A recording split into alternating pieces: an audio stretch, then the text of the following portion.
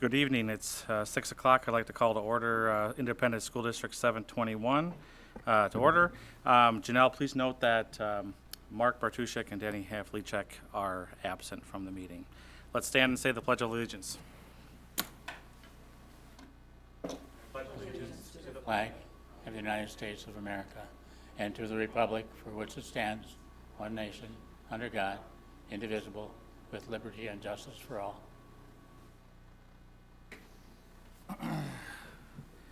All right. We just have one thing on the agenda. Can I get a motion to approve the agenda? So moved. Second. First and seconded. Those in favor signify by saying aye. Aye. Aye. Those opposed, motion carries. All right, the only item here, we have South Central Service Cooperative to discuss and present to us the superintendent search, the profile that we'll be using going forward. So welcome, and we'll let you present that profile to us. Okay, thank you very much for the opportunity to be here tonight. And you have in front of you the profile report, which is a summary, a brief summary of all the information that we've gathered. You also should, I think, have in front of you a list of the proposed desired characteristics and attributes that looks like this.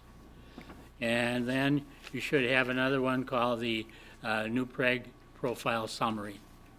I'm going to be referring to that in most cases here. And we have gathered information in two different ways.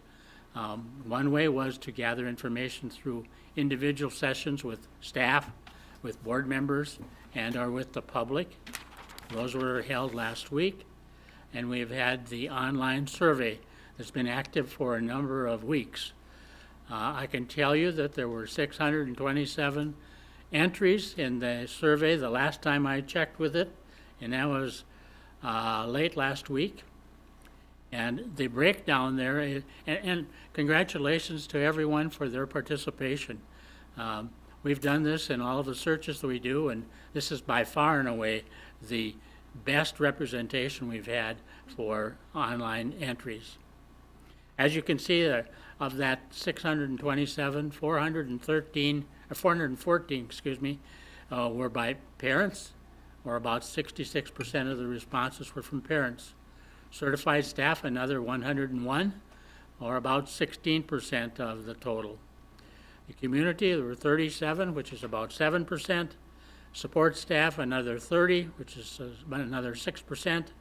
And miscellaneous being administration, students, and board members, 25 collectively there for about 5%. So, and I had to round off a little bit to make it to come out exactly to 100, okay? So that's a very good participation rate. Hats off to everyone for that. So by categories, we looked in the survey for responses to what people felt were their strengths. In the report, that starts on page 3, and on that page 3, just for the sake of counting the number of things that I put in there, there were 27. I wasn't trying to come up with any certain number of entries. Under the challenges of the district, there was 22 that I've included in this report.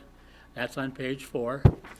The question about improving student achievement or school operations on page 5, there were 21 entries that I chose to enter there.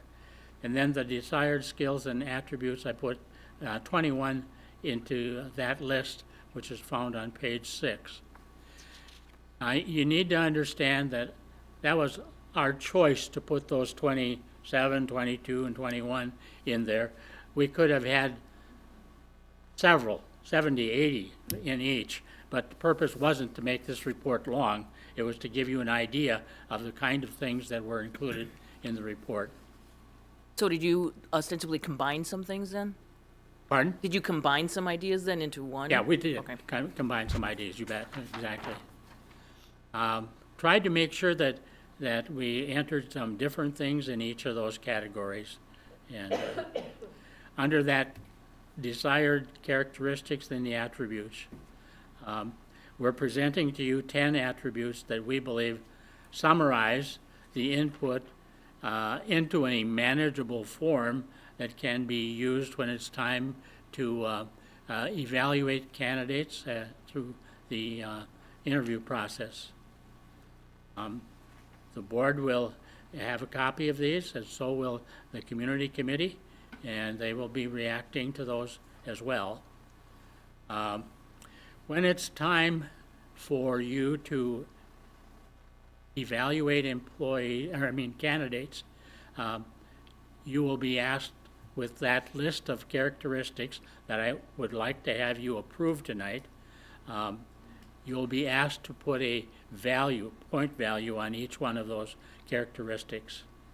And that'll help us delineate which candidates we should be considering for further interviews in round 2. So you'll be asked to give it a point value of 3 or 2 or 1 or 0 as to how you perceive that candidate to respond to the questions that you gave. Any questions about that part? If not, turn that page over and let's look ahead as to where we go from here.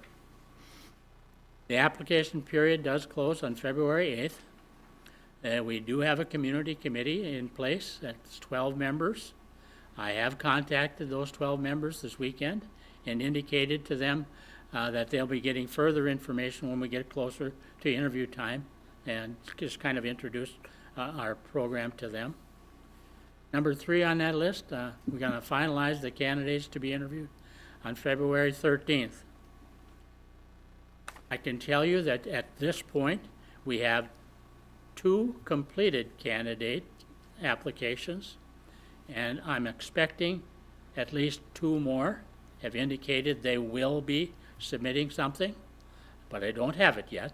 So it looks like we could have at least 4, and there might be more.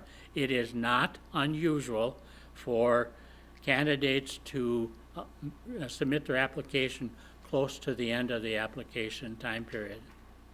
But I can tell you this, there aren't very many candidate applicants any place that I know of that's having applications to be received at this point. New Ulm is also open about the same time. They close on February 10th. We have 2 completed applications there. We're looking at least 1 more who has indicated that person is going to apply, and probably 2 more are giving it consideration. I've contacted at least a dozen people and talked to them, practicing administrators, and talked to them about both of these vacancies. And we can't make them apply. We can just hope that they will ask enough questions and we can answer those questions for them to give it some consideration. We had just finished the superintendent search at United South Central, which is a small district right on the Iowa border, south of Mankato. We had 7 applicants there. 1 did not have any of the required licensures and really shouldn't have submitted an application. We had another candidate actually out of the 6 remaining candidates, we had 2 candidates that had superintendent experience. 1 of those pulled out 3 days before the decision was made about who to bring in for interviews. So we had 1 experienced superintendent in the interview process. We ended up with 4 people brought in for interviews, and 1 of the people was selected out of that 4 group. Had 4 in round 1, 2 in round 2, and 1 of the candidates then was selected, and I would expect that candidate to do a really good job. He's very well prepared for the position, especially in a school district that size. Now, having said that, that candidate probably wouldn't be as high on the list for a district this size simply because of lack of experience. Has administrative experience, but no superintendent experience. I also found out today that, and I can't mention the name of the school district, but a larger school district, larger than yours, in central Minnesota, and that's all I'm going to say, has only 6 total candidates. So while you would like to have more, it's just not at this particular time as attractive a position to be applying for as it has been in years past. It would be normal, I would say it'd be normal under different circumstances 10 years ago in this district to probably have 15 or 18 candidates. And that number over the years has continued to go down and down. So, having said that, I'd like to continue with this page and talk some more about item number 3 on that back side of the handout. We'll finalize the candidates on February 13th. That day, I will have all of the candidate applications here in the district, and any of you who would like to review all the application materials can come in and do it, one person at a time. You'll have to sign up with somebody in the office and sign up for a time to come and review the applicant folders if you'd like to do that. It's optional. Then during the meeting, there would be what we call a 2-step process. Due to data privacy, if we were going to recommend, let's say, 3 candidates for interview, we'd have a description of the candidate labeled A, B, C. And then if you had looked at the candidate list before, you'd be able to recognize from those descriptions which ones are there. We'd like you to approve that ABC list, and then the names of the people involved with ABC would be released for the press and the media. Any questions about that, how that process would go? All right, then, round 1 interviews would be scheduled for February 22nd. There would be, the candidate would be interviewed by the school board, be interviewed by the community committee. The community committee would be asked to complete a feedback form, and that form will be duplicated and made available to you as board members before you make a decision about who to invite for what we call round 2 or the finalist interview process. As I said there with the asterisk, the schedule for the interviews on that round 1 interview will be determined by how many we have and what time of the day and so forth you'd like to begin with it.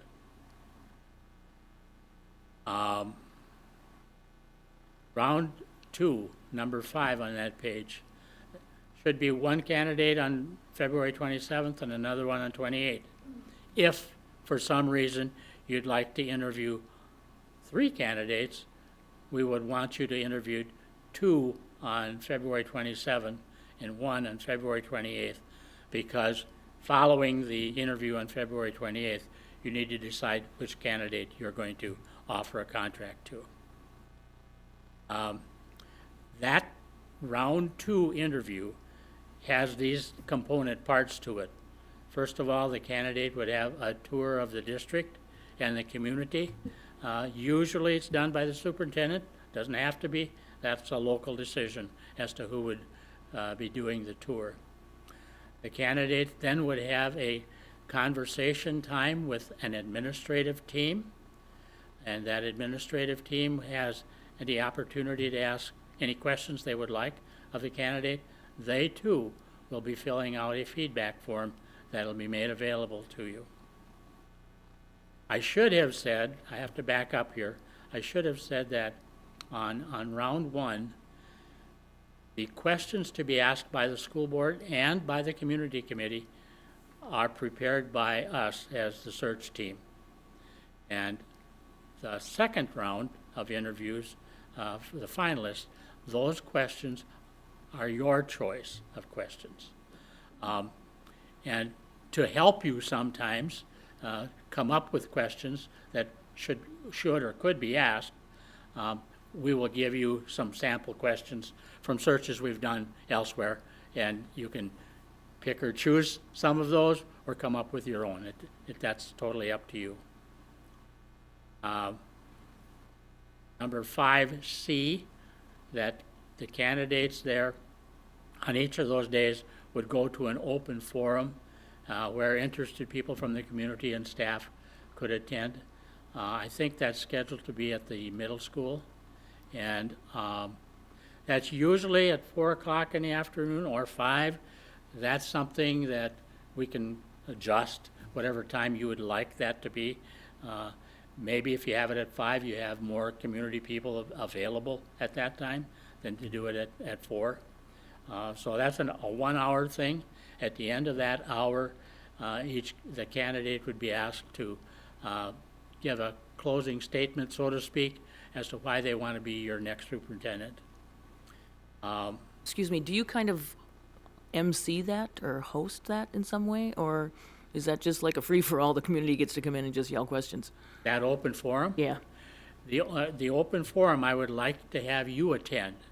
The open forum as well, but we suggest that you sit in the back and listen to the questions being asked and observe how the candidate responds to the questions. Will you be up in the front then? Yes. Okay, that's what I Yes. wanted to know. And then lastly, the candidate's interviewed by the school board on the 28th, and then you make your decision to go forward from there. That interview, is that in public then? Yes. At a normal board meeting essentially, right? Anytime the board is involved, it's an open meeting for the Sure. public. The community committee interview is not open to the public.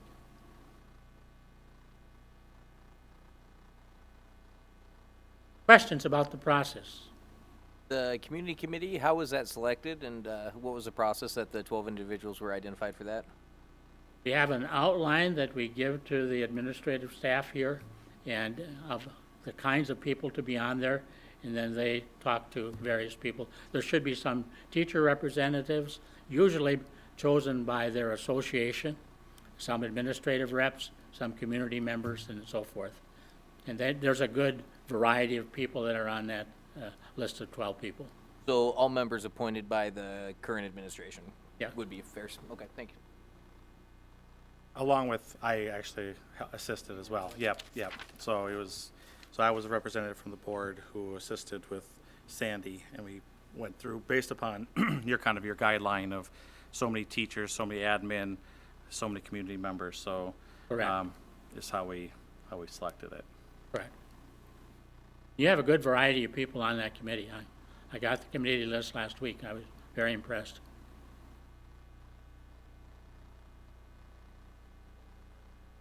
Questions about either the report, and please understand, there were a lot of other comments I could have made in each one of these categories. And again, it was just yesterday that I counted how many I had in each category. I wasn't trying to hit any particular number. But it was already printed at that time, so we have to go with it. I have a question about that, and I'm a little confused now, because the 22nd, isn't it the board and the community at the same Yes. time, or is it? Nope. It's two separate? Candidate A will be with the board, Oh, and candidate okay. B will be with the community committee, and then we switch after Okay, an got hour it. For some reason, I thought it was the board and the community No, all no, together no, at once. not So it's together, just switching separately. back, okay. separately. Thank you for that. I mean, Thanks for the clarification. yeah.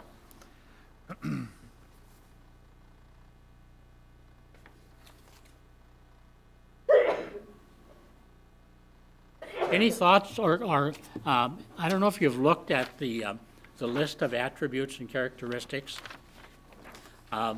Again, we get that based on the information that we've received through the input process, and also some things that are just plain absolutely necessary for someone in that role and responsibility area to have.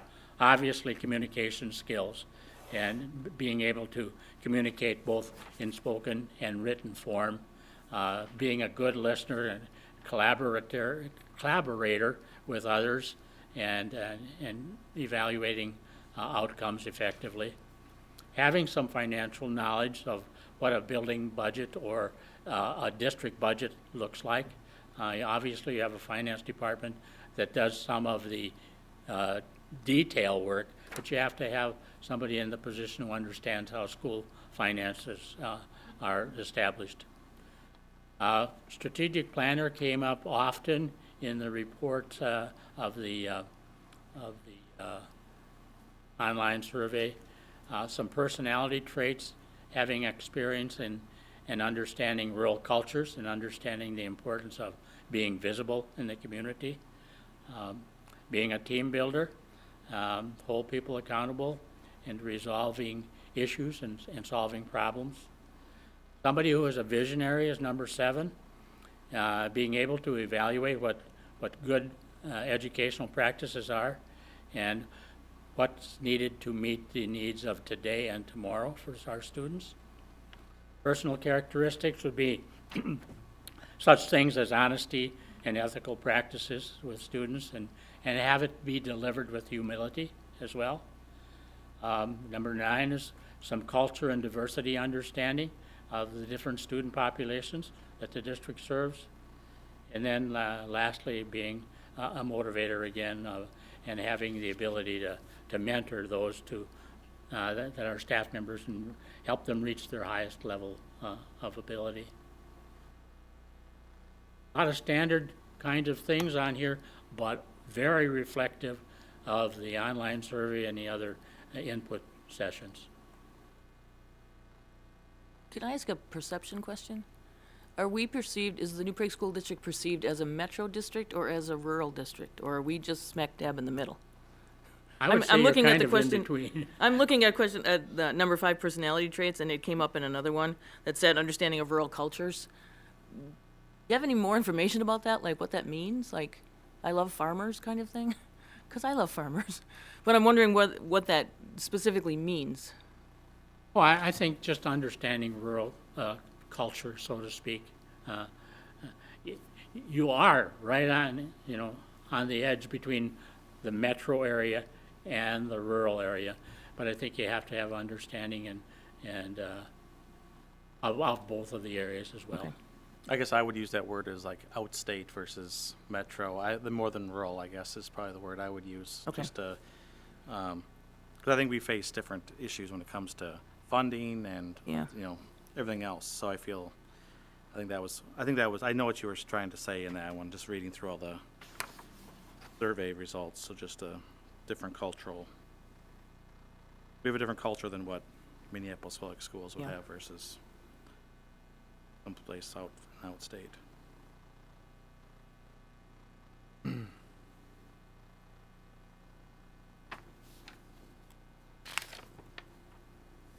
Any other comments or questions on any of these?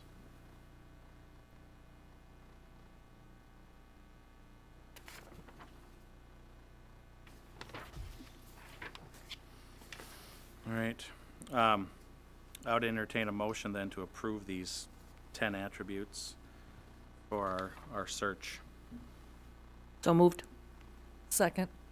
And first and seconded, those in favor signify by saying aye. Aye. Aye. Those opposed, motion carries. Thank you. Anything other words at all? Just, that was, Not from my part. okay. All right, well, that's the only thing on the agenda, so I would entertain a motion to adjourn. So moved. Second. And first and seconded, those in favor signify by saying aye. Aye. Those opposed, motion carries. Thank you. Thank you. Thank you. Thank you.